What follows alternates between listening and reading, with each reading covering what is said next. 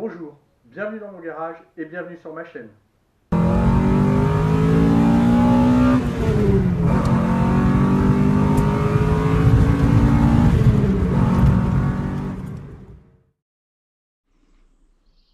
Salut à tous. Bon, aujourd'hui il fait beau. Il fait beau, mais j'ai pas le peintre, donc je peux pas avancer sur la peinture de la voiture, ce qui est un peu dommage. Donc bon, c'est pas grave. Aujourd'hui, on va faire autre chose. Aujourd'hui, je vais travailler sur mon autre Opel Astra GSI SV, donc celle que j'ai de collection et que je vais rapidement vous présenter. Et dessus, donc j'ai quoi à faire? J'ai les deux rotules inférieurs à changer et un soufflet de cardan. Alors, le soufflet de cardan, je vais pas m'embêter. J'ai un cardan d'avance, qui est bon, hein, qui a pas de problème. Donc, je vais le mettre en place. Et à la rigueur, je filmerai le changement de soufflet sur celui que j'aurai retiré. Mais avant ça, je vais vous présenter ma GSI de collection. Donc voilà, c'est une Opel Astra GSI 16, donc exactement la même que celle qui est en préparation pour aller faire du circuit et de la course de côte. Donc Opel Astra F de 1992, équipé du C20XE, donc le fameux C20XE, ultra connu. Alors je vous détaillerai la préparation moteur après. Donc extérieurement, la voiture, elle est toute d'origine. Donc toute d'origine, sauf les jantes. Voilà, les jantes, c'est du BBS. Mais ça va pas rester. Il y a des jantes d'origine qui sont en cours de peinture et qui vont revenir sur la voiture. Donc voilà, sinon après, de carrosserie, elle est entièrement d'origine, avec le petit béquet. Voilà. L'intérieur aussi est d'origine. J'ai laissé les banquettes arrière, les sièges avant, tout est d'origine. Là, alors la seule chose que j'ai fait, c'est mettre un petit volant. Et d'une, parce que je trouve que le volant d'origine, il est un peu moche. Et deux, parce que ça lui donne un petit air sport. Et la seule chose que j'ai fait, c'est ici. J'ai viré le poste radio et je suis venu mettre 3 manomètres. Donc un pression d'huile, un voltmètre et celui qui a été un AFR. Voilà, sinon la voiture, vous voyez, hein, toute d'origine. Pare-choc d'origine, voilà, extérieurement la voiture n'a pas bougé. Donc maintenant, alors, le plus important, moteur boîte. Alors le moteur c'est un moteur que j'ai acheté d'avance et que j'ai entièrement préparé pour mettre en lieu et place de l'origine. Donc qu'est-ce qui a été fait dessus? Je vais essayer d'être assez rapide. Premièrement, il y a eu un équilibrage et un allègement du vilebrequin et du volant moteur. Alors l'équilibrage du volant moteur, c'est un volant moteur 3,2 kg qui a été équilibré avec le vilebrequin. Ensuite, j'ai fait l'allègement, l'équilibrage de mes bielles, de mes pistons. La culasse a été travaillée pour ajuster les conduits à la pipe d'admission et au collecteur d'échappement. Donc la pipe d'admission, comme vous pouvez le voir, c'est une Lexmol. Et du coup, j'ai pris le collecteur d'échappement qui va avec. Donc c'est un collecteur d'échappement Lexmol lui aussi. Ensuite, niveau arbre-à-cam. Donc arbre-à-cam, c'est du 4 cam avec une levée de c'est 12. Une ouverture en 274 degrés. Dessus, il y a aussi les doubles ressorts et les coupelles livrées par 4 cam en titane. Donc après, les injecteurs de calibre à turbo, je ne sais pas si on va les voir là. Les injecteurs de calibre à turbo, la pression d'essence augmentée. Dessus, la voiture, dans le boîtier électronique, a une puce de GSI Turbo 16 de Franck. C'est lui qui les a fait. Des bougies d'allumage, c'est du Bosch. C'est les Bosch, c'est les bougies d'allumage qui mettent sur les C20 LED. Le faisceau d'allumage Magnécor, la bobine MSD. Voilà. Le moteur sort, alors au banc, sort 179,2 chevaux, je crois. Je vais vous mettre la fiche à la suite. Et 21,7 mètres kg de couple. Voilà, tout ça avec donc juste la puce. Pour moi, je le considère comme une gestion d'origine. Mais voilà, il n'y a pas de gestion IRES, il n'y a pas de Cibel, il n'y a rien. Ça reste comme ça. Après, la boîte. Alors la boîte, c'est une boîte que j'ai refait entièrement, où j'ai été chercher j'ai sélectionné ma pignonnerie. Donc le fait de sélectionner ma pignonnerie me permet d'avoir les rapports de boîte souhaités et le pont final, le rapport de pont, c'est un 3,94. Voilà. Donc théoriquement, hein, ça c'est par le calcul. Théoriquement, la voiture ne peut prendre que 208 km/h en pointe au rupteur. Voilà, ça c'est de la théorie. Maintenant, si on enlève les frottements, si on enlève l'aérodynamique, si on enlève plein de choses, à mon avis, je peux déjà enlever 10-15 km/h, donc je pense que ouais, en pointe, elle doit prendre que 200. Voilà. Par contre, j'ai gagné énormément en accélération. Voilà. Ensuite, est-ce que je vais pouvoir vous le montrer? Là, ici, les trains roulants ont été modifiés. Donc les triangles ont eu des chenillards de soudure. En face de vous, vous avez la rotule de barre stabilisatrice qui est plus en caoutchouc, plus en plastique, mais en métal. C'est une rotule de vérin de TP. Le berceau en lui-même, je ne sais pas si on va le voir. Le berceau en lui-même a reçu une traverse et un protège-carter. Très important, les protège-carter. Alors on ne le verra pas, mais la voiture est montée avec 4 Bechstein et des ressorts courts. Voilà. À l'avant et à l'arrière. Je crois qu'à l'arrière, on peut les voir, les Bechstein. Voilà. Est-ce qu'on peut mieux voir? Voilà. Et donc, des Bechstein à l'arrière. Voilà, donc on a fait le tour de la voiture. Petite prépa sympathique. 180 chevaux, alors j'arrondis, hein, 180 chevaux et 22 mètres kg de coupe, ça permet d'avoir tout ça avec une boîte courte. Ça permet d'avoir une petite voiture bien sympathique. Ce que je disais tout à l'heure, les jantes vont être remplacées parce que là c'est du 16 pouces monté avec des gros pneus en 50. Et du coup, je trouve que ça fait, il y a trop de développé et c'est pas intéressant. C'est pas intéressant, donc là, je vais retourner sur de la jante d'origine en 15, ce qui me va très bien d'ailleurs. Et je vais regagner l'accélération qu'elle avait à l'époque, quand j'avais les jambes de Tigra, et ça va le faire. Voilà, donc là, je vais la lever, je vais enlever les roues, et puis je vais attaquer. Bon alors voilà, la rotule inférieure est changée, et il a fallu que je démonte ma rotule de barre stab pour pouvoir incliner le triangle et sortir la tige du moyeu. Mais voilà, c'est remonté, donc du SKF. Donc pour ce côté-là, c'est bon.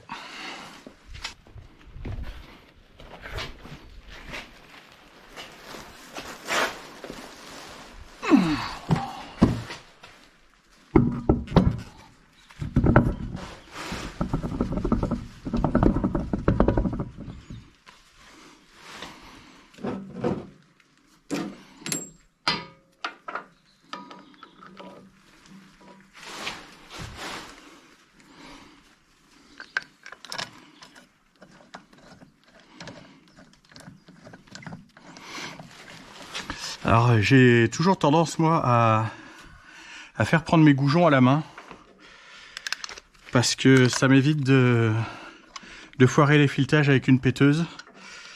Je sais que ça arrive quand même pas mal de fois aux gens, donc je préfère prendre mes goujons à la main. Ça me prend un peu plus de temps, mais au moins je suis sûr de pas foirer les filetages. Voilà, je mets un petit coup de péteuse.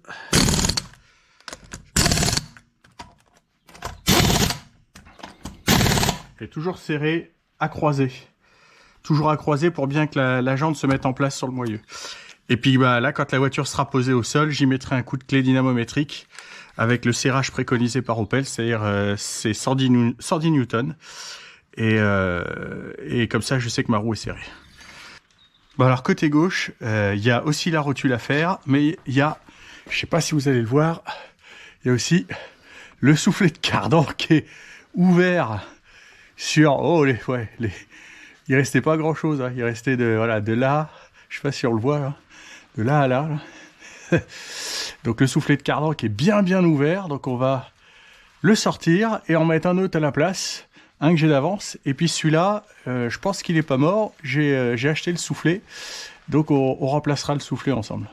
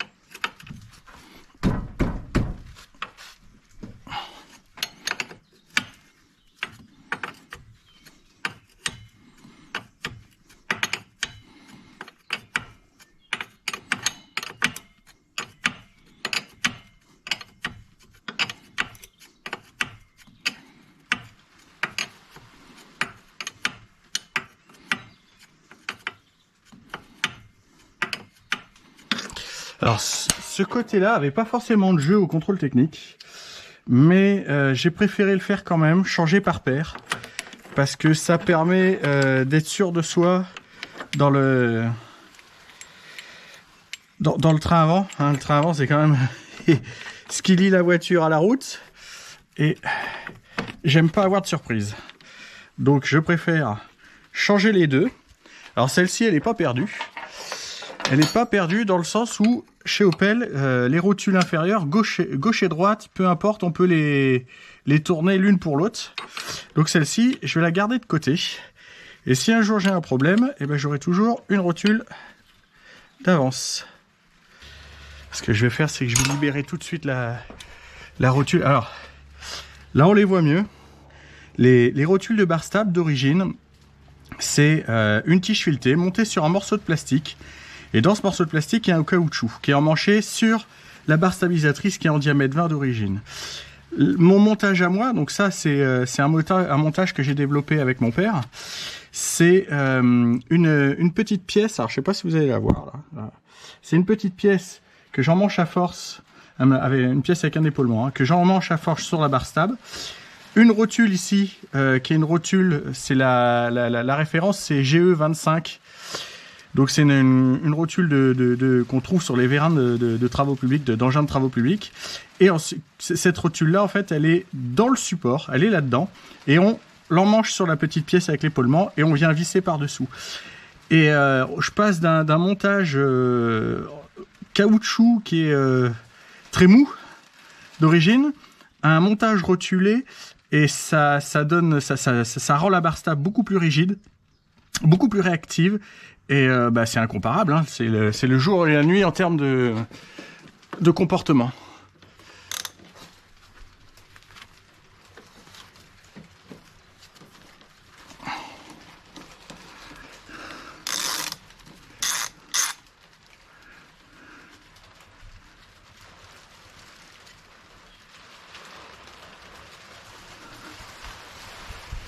Hop.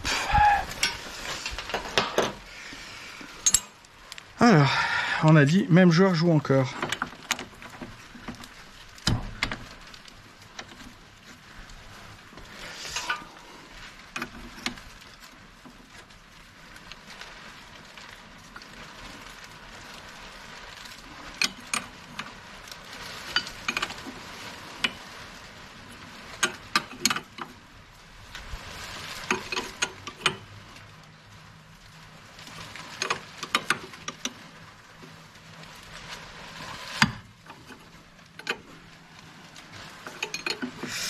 On va essayer par l'autre côté, hein. Ne soyons pas bêtes.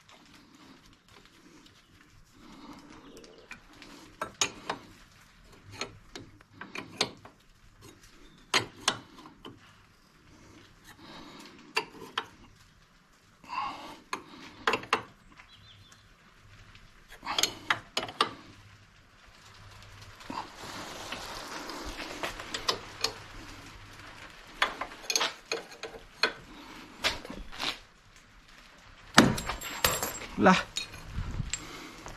Là, vu le bruit, c'est venu.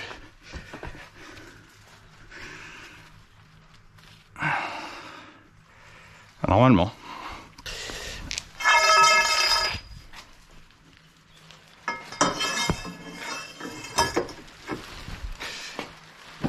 Allez, c'est venu.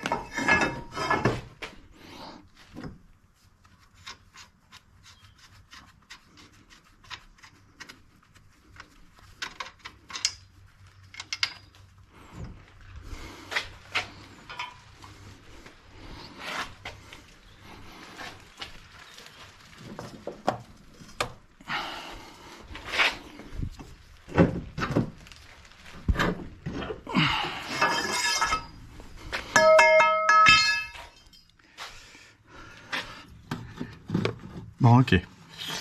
Donc là, c'est bon, elle est sortie. Est-ce que je la remplace tout de suite? Non.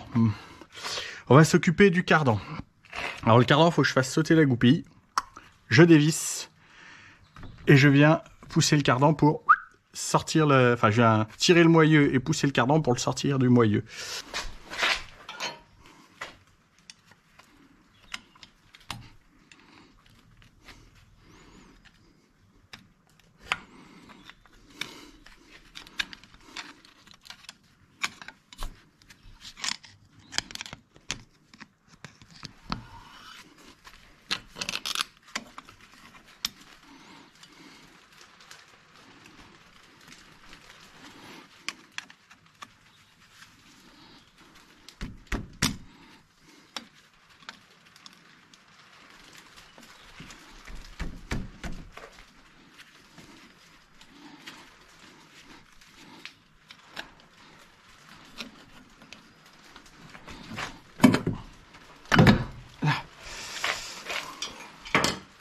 La grosse douille.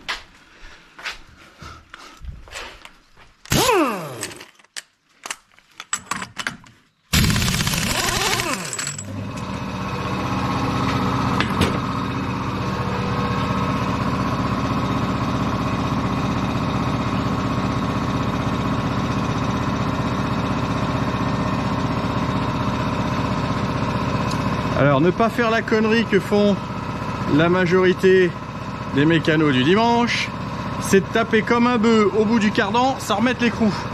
Et moi en plus je le retourne pour éviter d'abîmer les petites ailettes. Et je vais même pas avoir besoin parce qu'il sort tout seul.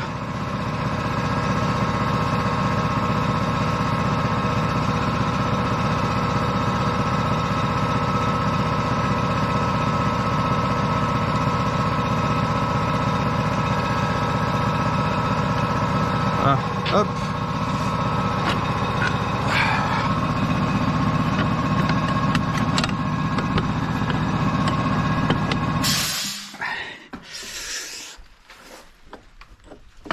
Là. Alors ça m'arrange pas. On va faire différemment. On va faire différemment. Là. Et on va le faire comme ça. Alors, chercher l'autre.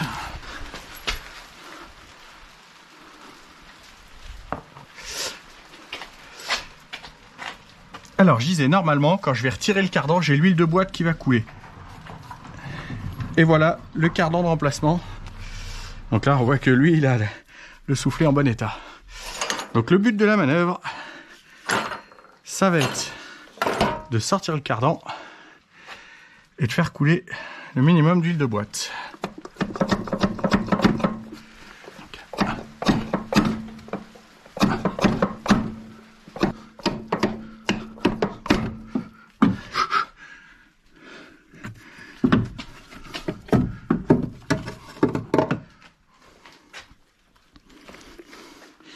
a été bien ouvert. Hein.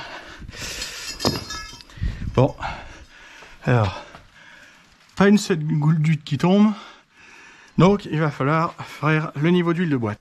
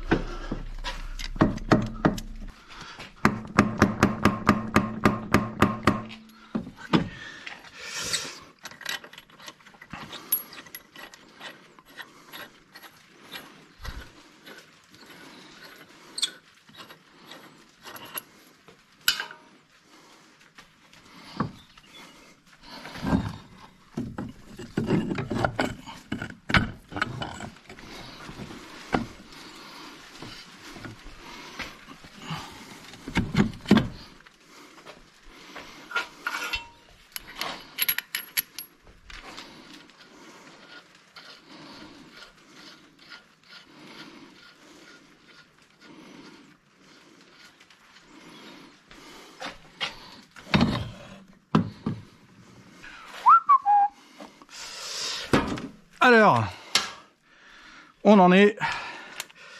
Donc là, on a remis le cardan. On l'a remboîté. Il va falloir que je nettoie un petit peu là quand même avant de... Peut-être nettoyer maintenant. Ah putain. Adieu petit chiffon. Tu vas connaître les joies de la graisse de cardan. Et donc, ne plus jamais être réutilisé. Parce que la graisse de cardan, il n'y a rien de plus amoureux que la graisse de cardan. Et une fois qu'on en a sur quelque chose, c'est terminé. On peut le voir là, c'est déjà très difficile à enlever. J'en ai sur les bras, j'en ai partout. Ça, c'est pas grave, c'est les risques de la mécanique. Encore nettoyer un petit peu quand même. Voilà. L'avantage, c'est que là, le fait que la graisse est chiée partout, comme on dit,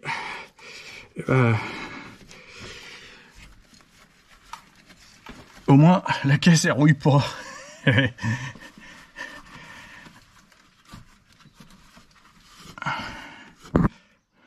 Pardon. Alors, là c'est du 17. C'est du 17, c'est du 17. Voilà. Hop.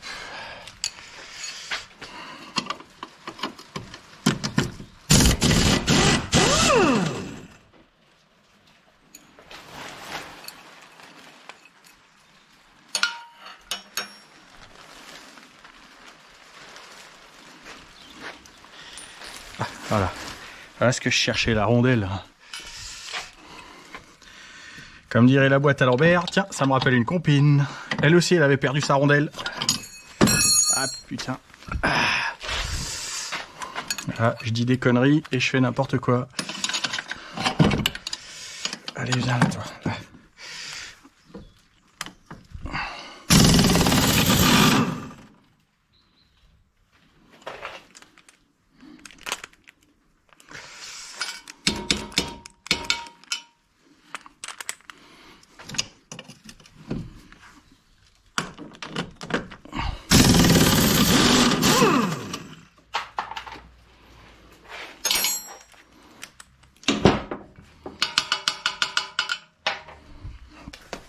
Merci Abassine. Pour l'instant, j'ai plus besoin de toi.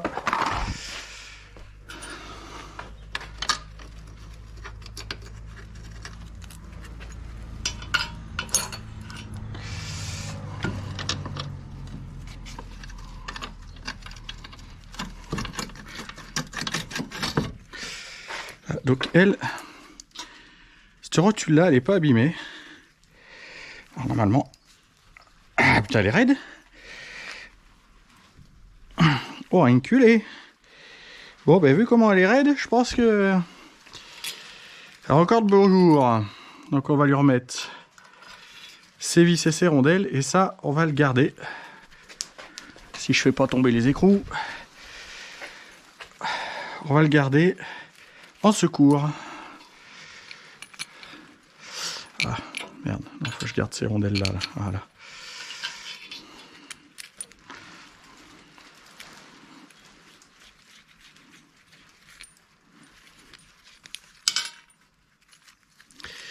Je garde les rondelles frein du dessus. Alors je rajoute des rondelles frein par sécurité, pour éviter que ça se dévisse. Et alors le montage, chacun fait comme il veut, monte comme il veut. Mais moi je monte toujours les vis par le dessus. Alors pourquoi? Parce que si je montais les vis par dessous, si j'ai mon écrou qui se dessert, si par malheur l'écrou frein se dessert et que l'écrou s'en va, la vis tombe. Et donc, bon, il y en a 3, mais si malheureusement les 3 se desserrent, les trois écrous se desserrent, les 3 s'enlèvent et les 3 vis tombent, la roue s'enlève. Que la vis par-dessus, si par malheur l'écrou se dévisse ou les 3 écrous se dévissent et les 3 tombent, j'ai encore les vis qui sont en travers. Alors certes, desserrées, mais... la rotule aura moins de chances de se sortir. Voilà, donc moi je le monte comme ça, toujours. C'est peut-être pas ce qu'il faudrait, c'est peut-être pas logique, mais moi c'est psychologique, ça me permet de me rassurer. Putain, elle est raide. Ouh.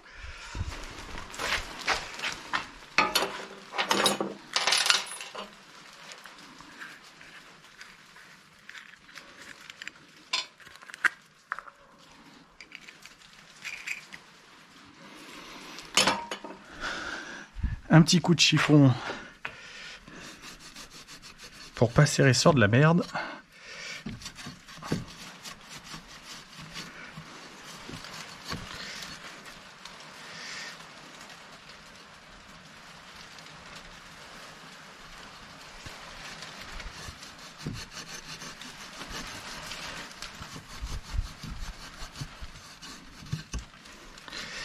Voilà. Ce plastique commence à m'emmerder. Il est grand temps que la voiture soit peinte, parce que là, pour faire la... C'est pas pratique.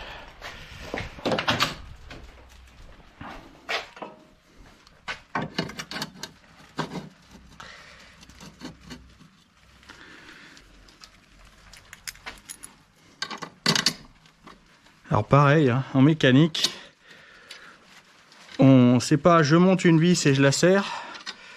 Ça, c'est le meilleur moyen de faire des conneries. C'est, je monte, je fais prendre toutes les vis. Et une fois que toutes les vis sont prises, on serre.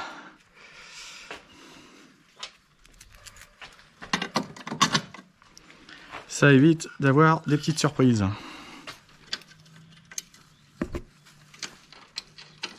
Alors je suis désolé, hein, de temps en temps la caméra tape à droite à gauche. Je vous avouerai que c'est pas facile de filmer tout en faisant la mécanique.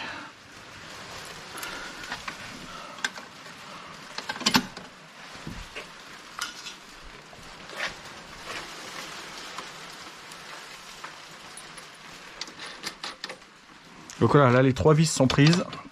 Alors j'ai laissé l'écrou dessus pour éviter que si ça vient taper et que ça m'abîme le filetage et que ça me défonce la rotule. Allez. Alors, hop. C'est du 17. Oui, c'est du 17.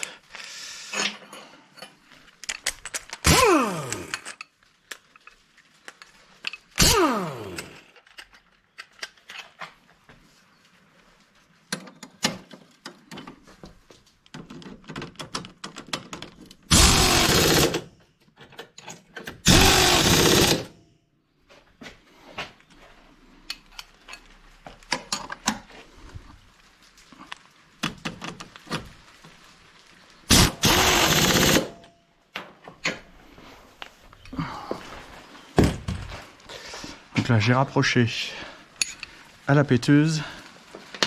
Je vais faire le serrage à la main.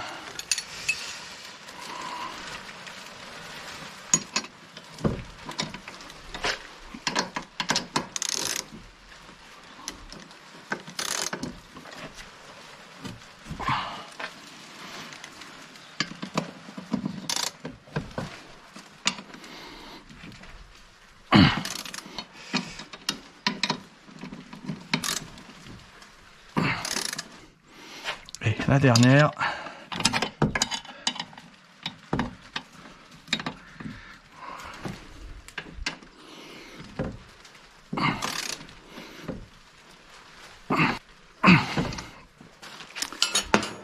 Donc là, on vérifie à la clé.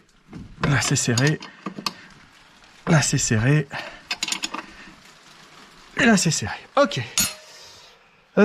Alors, il nous reste quoi à remonter? Il nous reste le cardan à refixer, à serrer, à refixer. Il nous reste ça, il nous reste ça. La rotule de direction, pour l'instant, elle me dérange pas, donc je vais la laisser comme ça. Je vais d'abord remettre ça, ensuite le cardan, ensuite je vais pousser ici avec le vérin pour mettre mon triangle droit pour venir visser ma rotule de bar stab. Pareil, un petit nettoyage, ça mange pas de pain. Nettoie vite fait.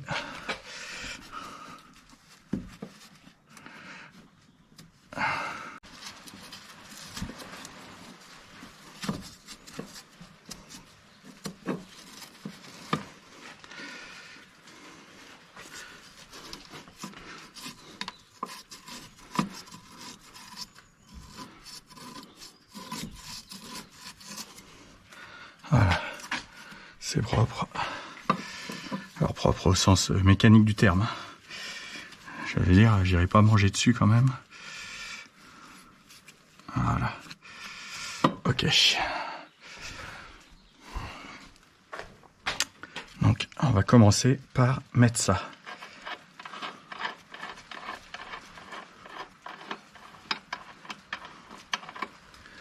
Hop. Donc là, ouais, il va me falloir l'aide du tube.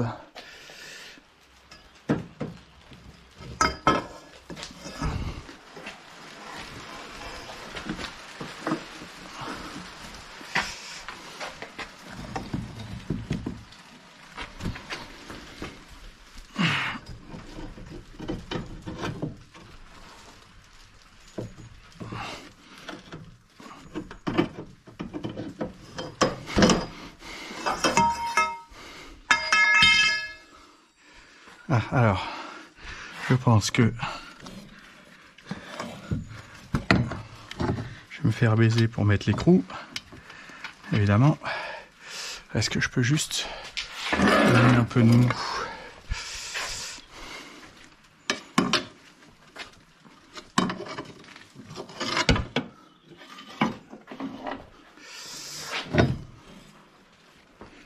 Juste besoin d'un peu de mou. Ah putain non, ça va pas le faire. Ça va pas le faire avec ça. Faut que je remette le tube.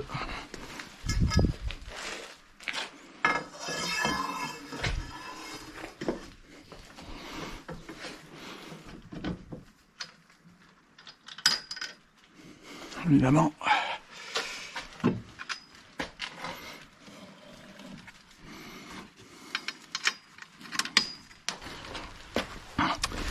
Alors avec les doigts gras,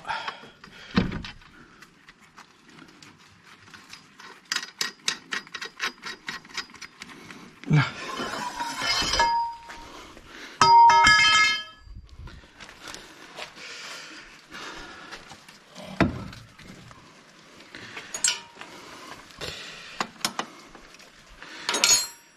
C'est la 19.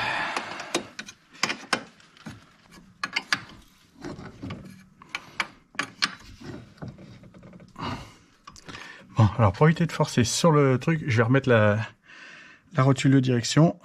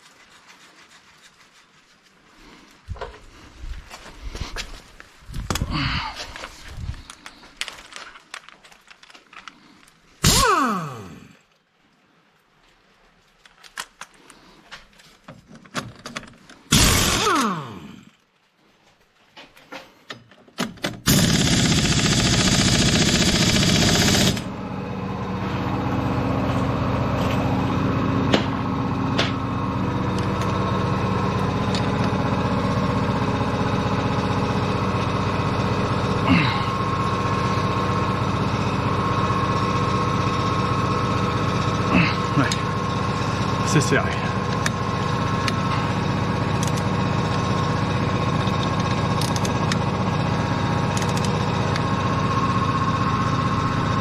Là, c'est serré, c'est serré.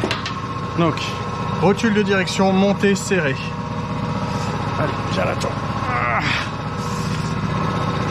Ensuite, les 3 vis dessous, là, ici, elles sont serrées. Il me reste à serrer là.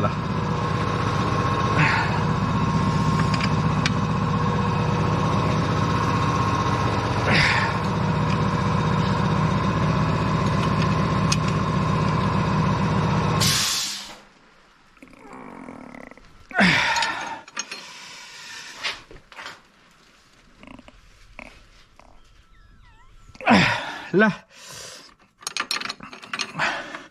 donc ici c'est serré, là c'est serré, là c'est serré. Il me reste le cardan et la rotule de barre stable. La rotule de barre stable, je la ferai à la fin. Maintenant, le cardan, on va se mettre en ligne. Là, la grosse douille, la péteuse.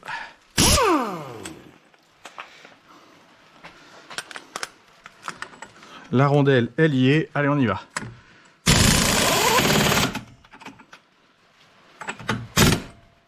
Là, voilà. Le cardan est serré. Là, ça c'est normal. Et j'ai...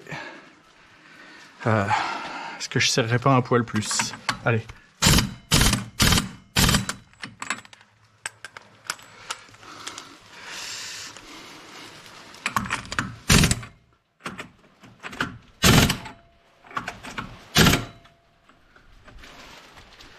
Ah, voilà, allez. Là, on est serré, tout à la bâche. Tu m'emmerdes. On va remettre une goupille. Donc là.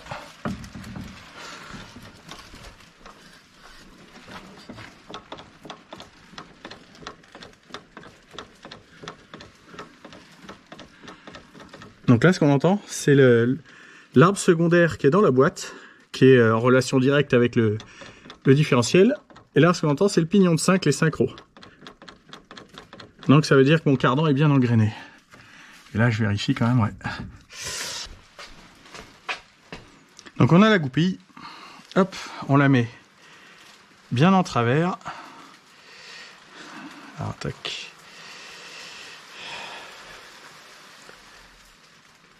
Voilà. Voilà. Et généralement...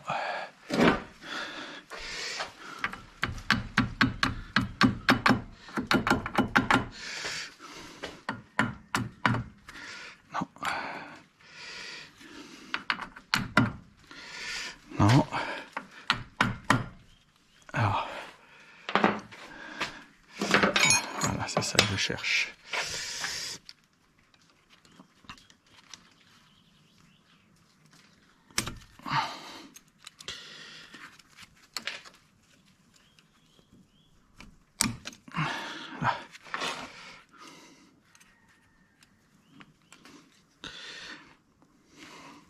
Donc là, la goupille peut pas se sortir.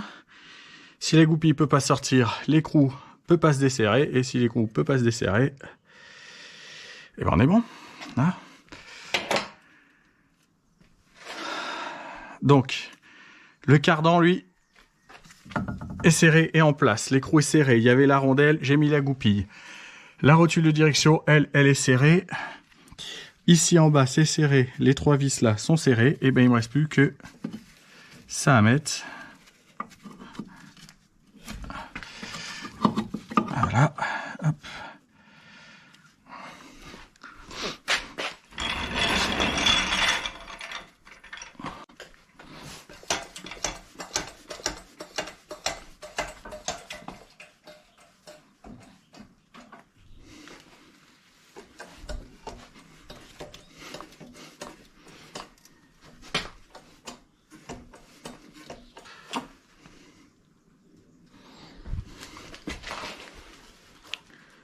Donc on voit que la rotule là, elle a pris son logement.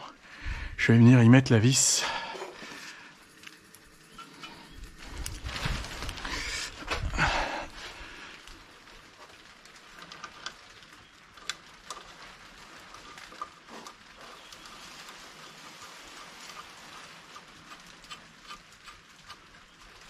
Là, et on va pouvoir serrer.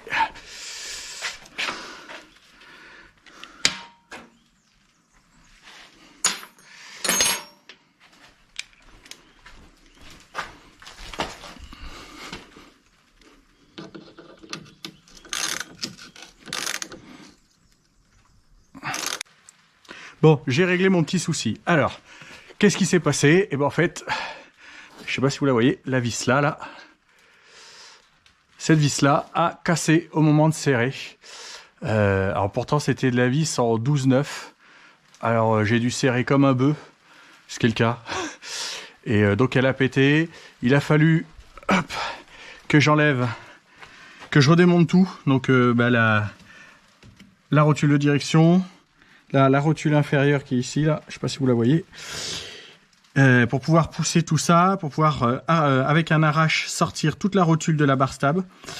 Par chance, la vis n'était pas serrée dedans, donc j'ai pu juste la dévisser à la main, le bout qui restait, qui était dans le support de rotule, et puis après, tout remettre, voilà, j'en ai chié, tout remettre, graisser bien évidemment et refixer la rotule au triangle et resserrer avec une vis neuve, des rondelles neuves et puis tout remonter. Voilà, donc là on y est. C'est bon, il n'y a plus qu'à remonter. Hop. La roue.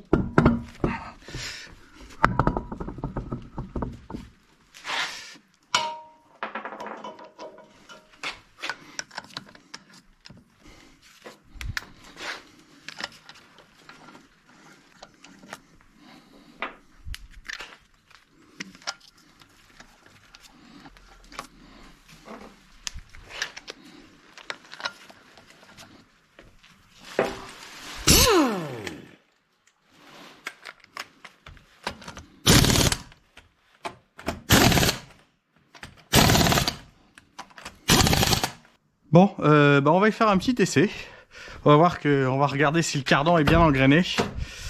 Allez. Et ça va me permettre de voir aussi où j'ai une fuite d'essence.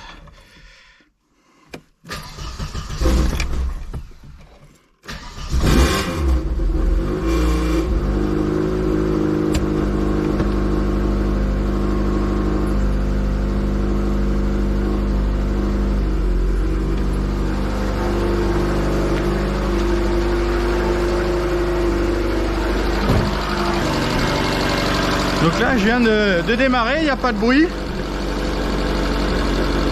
Donc je viens de mettre la première. Alors vous inquiétez pas, là j'ai mis la première, le moteur est au ralenti. Si j'arrête cette roue là, je vais pouvoir l'arrêter à la main. c'est l'autre en face qui va tourner plus. Là, voilà. Donc je la tiens et voilà le différentiel, ce qu'il fait. Il fait tourner l'autre plus vite. Voilà. Et si je la lâche, et ben elle va repartir. Voilà. Les vitesses vont s'équilibrer. C'est le principe du différentiel. Et je vais faire la même chose ici.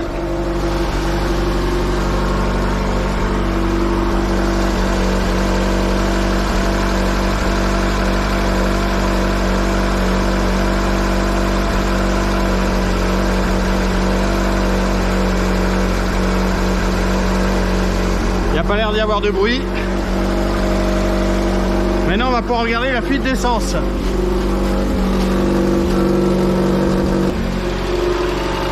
Il n'y a pas l'air d'y avoir de bruit dans la boîte.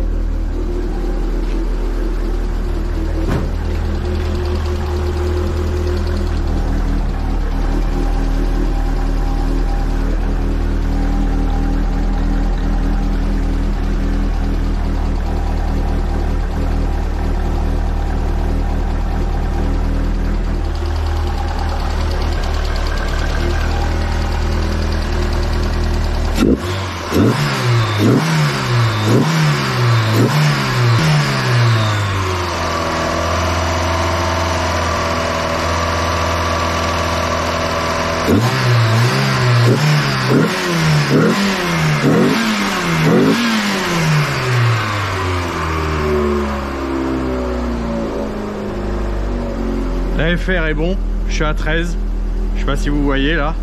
Alors ça aussi c'est normal parce que c'est du narrowband. Narrowband c'est quoi? C'est que l'information de la lambda a une plage étroite. Voilà. C'est à l'opposé du comme on appelle, du wideband qui a une bande large. La valeur électrique, l'info électrique que donne la sonde lambda est large dans le wideband, et là c'est du narrowband, donc c'est du bande étroite. Donc,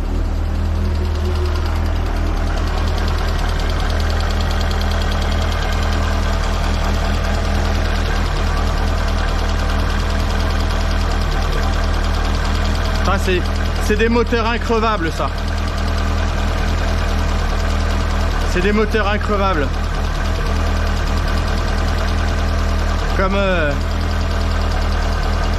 Comme dans l'essai J'essaye ta caisse, un des meilleurs de l'IT 16 au monde.